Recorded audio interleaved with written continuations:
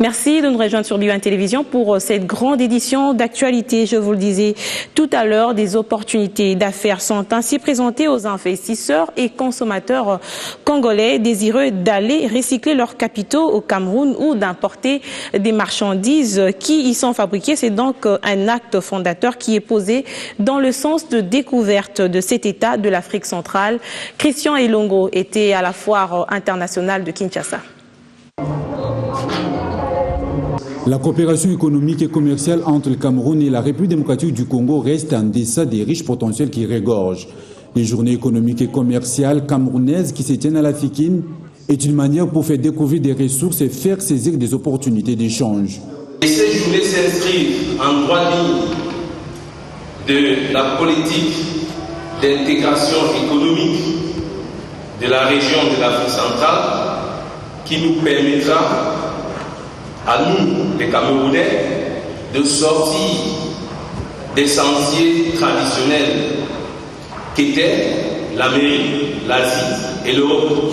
Le Cameroun sera représenté durant 5 jours dans plusieurs domaines, notamment l'agriculture, l'agroalimentaire, les textiles ou encore la pharmacopée. Je connais que mon produit est spécial. Pourquoi? Parce qu'il y a des amené ça au ministère de la Recherche scientifique. Bon, les techniciens du laboratoire de l'IMPM à Minresi, on travaille sur ça pour extraire ça fait en capsule. C'est après l'examen qu'il m'a dit que ça travaille pour les hommes et pour les femmes. Express Union, c'est une agence, comme vous l'avez dit, camerounaise, qui est implantée ici au Congo en RDC depuis l'année 2009. Ils œuvrent, nous sommes déjà dans presque toutes les provinces de la RDC. Nous œuvrons dans le domaine des transferts d'argent, dans l'envoi rapide et fiable d'argent. Au niveau de la sous-région CEMAC, le Cameroun tient la tête de file. Et vous savez, parce que nous avons l'habitude de tenir dans la tête de file, nous avons compris qu'il faut un réchauffement des relations économiques avec la RDC à travers le commerce, d'où l'organisation de ces journées économiques. Vous voyez, il y a une présence camerounaise, mais elle aurait pu être plus nombreuse. Ça veut dire que les Camerounais veulent véritablement développer les affaires avec la RDC. Ces premières journées économiques et commerciales entre le Cameroun et la République démocratique du Congo s'inscrivent dans une démarche d'ensemble consistant à dynamiser la coopération bilatérale dans sa globalité. Les journées économiques et commerciales camerounaises en RDC ont plusieurs objectifs. Elles permettront en effet de mieux faire connaître les produits made in Cameroun sur le marché congolais et de procéder à une évaluation objective et sereine de notre coopération économique et commerciale. Pour cette démarche, le gouvernement de Paul Biya exécute un programme de grandes réalisations qui a été élaboré pour faire du Cameroun un pays émergent à l'horizon 2035. Eh bien, la République démocratique du Congo et le Cameroun ont aussi en commun la dotation en forêt tropicale dense, une ressource qui est malmenée au Congo. Kinshasa, dans la mesure où l'exploitation du bois est pratiquée en violation de la réglementation, d'après la coalition nationale des luttes contre l'exploitation illégale du bois, une plateforme multi-acteurs composée des agences de coopération multilatérale, la Fédération industrielle du bois et les ONG internationales de conservation de la société civile environnementale saisie de cargaison des bois congolais en Allemagne. Le décret du Premier ministre portant création du Fonds national des promotions du service social figure parmi les sujets phares traités à l'issue de la réunion de ce mercredi 2013 qui aura été une année catastrophique en la matière selon les conclusions de cette rencontre. Nous avons reçu les documents justement des lots concernés et que nous avons pu jeter un coup d'œil et qui ont montré certaines failles. Donc maintenant, évidemment, l'administration doit prendre ses responsabilités, compléter, examiner et donner sa position. Le ministère de l'Environnement, qui a en charge la forêt dans ses attributions et qui devrait lui édifier par rapport à tous les efforts que les partenaires internationaux et la société civile et le secteur privé ont fait pour qu'il y ait aujourd'hui des dispositions de partage des bénéfices entre les communautés locales et peuples autochtones et les entreprises forestières. Le même gouvernement qui a pensé à faire du patrimoine forestier un moyen pour le développement de ces communautés.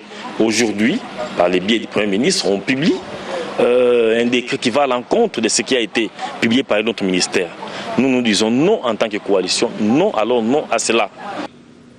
La situation des enfants dits de la rue, communément appelés Chégué, interpelle les cœurs sensibles, à l'instar de l'ONG Locolé qui s'engage à s'investir pour leur cause. Divers types d'encadrement seront organisés à leur faveur par le partenaire américain de la formation au métier. Des séances culturelles seront également associées à toutes ces activités. Corinne Saboui. Plus de 40 000 enfants dits de la rue sont recensés à travers le pays, dont 20 000 à Kinshasa. Un tableau sombre qui ne cesse de grimper la flèche pour diverses causes. Au-delà de ces indicateurs au rouge, les initiatives ne tarissent pas afin de conscientiser l'opinion publique sur la question. L'unité de gestion du projet d'enfants dits de la rue vient de nouer un partenariat avec Search for Common Ground dans le but d'inverser la tendance. À travers ce partenariat, il est question pour Search for Common Ground d'assurer des productions radio-télévisées, des émissions sur les enfants dits de la rue, des tables rondes, des animations, des interviews et aussi un journal spécial que nous allons baptiser Journal de l'enfant, un journal présenté et produit par les enfants en faveur de l'enfant. Ce projet EDR, appuyé financièrement par la Banque mondiale, bénéfique pour 9 000 enfants, actuellement dont 4 200 scolarisés et 1 054 réinsérés au sein de leur famille, se veut vider nos rues de ce fléau. Nous avons peur, une fois que l'enfant est réinséré dans la famille, qu'il y ait un cas de rechute. Et pour pallier ces cas de rechute, nous avons des suivis post-réunification. Il faudrait continuer cette démarche pendant au moins 6 mois. Et pendant ce travail, nous avons mis l'enfant à l'école, nous l'avons mis soit en situation d'apprentissage professionnel, et c'est cet accompagnement qui permet à la famille finalement d'ouvrir les portes pour le retour de l'enfant.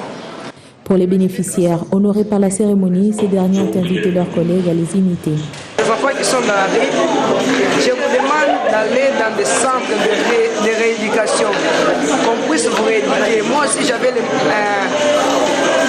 les mêmes habitudes comme vous, mais en fait, j'ai un peu changé.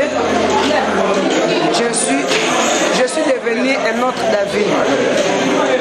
Pas celui qui était dans la rue, mais je suis un autre. Cette rencontre a été ponctuée par la projection du tout premier journal télévisé des enfants dits de la rue, produit et présenté par eux-mêmes. Beaucoup reste encore à faire pour que la RDC atteigne les objectifs du millénaire, notamment les objectifs 4 et 5. Et pour solliciter davantage l'implication de tous les experts de la santé de la mère et de l'enfant, le ministère de la Santé publique poursuit avec la collaboration de ses partenaires techniques et financiers des efforts inlassables en vue d'accélérer les progrès vers l'atteinte de ces objectifs. C'est un reportage signé Patricia Panzo et Fils Matundo. Les experts du secteur de la santé de la mère et de l'enfant s'étaient réunis ce mercredi afin de présenter l'état d'avancement du cadre d'accélération de OMD, notamment l'objectif 4 et 5. La réunion de la Task Force SMNE révèle qu'il faudrait conjuguer beaucoup d'efforts afin de réduire la mortalité maternelle et infantile pour les 2 prochaines années. Il faut dire que nous n'étions pas sur la bonne voie, raison pour laquelle on a initié un nouveau cadre d'accélération. Les tableaux qui ont été présentés montrent à suffisance que les interventions telles que menées jusqu'à ce jour, si on devait continuer dans cette même façon de faire, on arriverait jusqu'aux années 2035, et même au-delà, sans atteindre les résultats. Étant donné que la République démocratique du Congo n'est pas sur la bonne voie, les experts réfléchissent ensemble pour des résultats probants. L'équipe de la coordination a mis les stratégies pour réduire, pour accélérer. Ce sont les 6 stratégies que nous avons présentées. Et nous devons réduire, nous devons sauver 430 000 enfants dans 2 ans, pour que nous atteignions d'abord l'objectif 4, qui est la réduction de la mortalité maternelle. Et nous devons sauver 4 9700 femmes pour que nous atteignions en fait l'objectif. Il faut dire que le chaos, une stratégie mise en place par le ministre de la Santé publique, a ciblé 5 zones de santé pilotes sur les 515 que compte la République démocratique du Congo avant son extension dans tout le pays. L'amélioration du climat des affaires, le rétablissement de l'équilibre national, autant de vœux formulés par l'ambassadeur du Canada qui a présenté ses adieux aujourd'hui au Premier ministre Matata Ponyo. Bibi Chungoua sur les images de la primature. C'est un travail pour lequel on est associé depuis déjà longtemps et pour lequel et ma succession et la personne qui va prendre ma place et la nouvelle équipe qu'on a ici au Canada pourront travailler en étroite collaboration avec l'équipe gouvernementale dirigée dans le contexte actuel par le Premier ministre Matata. Beaucoup de tristesse parce que j'aime ce pays ici. Je vois qu'il se fait beaucoup d'efforts à l'heure actuelle pour réduire la pauvreté qui existe toujours un peu partout. Mais les engagements qui ont été pris pour faire du pays un pays certainement émergent en 1930, une économie développée en 2050. Est-ce que j'ai dit en 2030, j'espère? En 2050, une économie développée, une économie à revenu intermédiaire déjà en 2016. Ces engagements-là qui sont pris sont réalistes et je pense que si on pouvait maintenir la croissance au cours des dernières années, 7-8 dernières années, on a maintenu une croissance à 6%, mais si on pouvait aller dans le double digit pour les 5-6 prochaines années.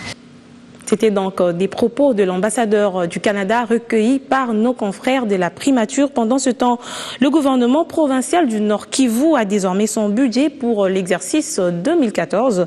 Ce budget est estimé à plus de 196 milliards de francs congolais. Il a été adopté par les élus provinciaux du Nord Kivu lors de la plénière de ce mercredi. Patrick Sialoua est notre permanent dans la région. Il nous en dit plus dans cette correspondance. Ce budget a été adopté par les élus provinciaux après qu'il soit passé en toilettage dans la commission économico-financière de l'Assemblée provinciale. Question de pouvoir donner au gouvernement Julien Paluku une véritable base pour le développement du Nord Kivu l'an 2014. L'honorable Sylvestre Nkuba Kahombo est rapporteur de l'Assemblée provinciale du Nord Kivu. Vous savez que dans ce budget, nous avons, après l'avoir adopté en plénière, nous avons donné un instrument important au gouverneur pour qu'il puisse appliquer sa politique de développement en province du Nord Kivu. Il y a par exemple des projets d'investissement qui sont consignés dans ce budget. Il y a des constructions de routes et des écoles, réhabilitation des routes et des dessertes agricoles. Tout ça, c'est pour l'intérêt de la population. Donc en gros, nous avons donné un outil qui va permettre à la province de fonctionner normalement. Comme nous sommes dans une période de post-conflit, je crois que cet outil-là était nécessaire pour permettre à l'exécutif provincial de mettre en œuvre tous ces projets.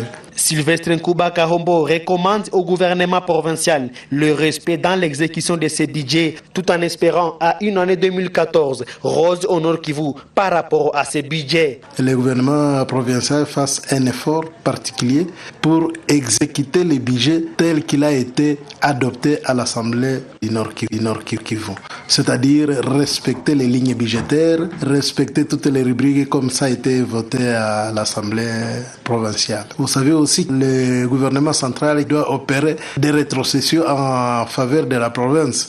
Si toutes ces conditions-là sont réunies, je crois qu'il y a lieu d'espérer qu'il y aura un changement dans l'exécution du budget. Notons que ce budget est estimé en recettes et en dépenses à plus ou moins 196 milliards de francs congolais.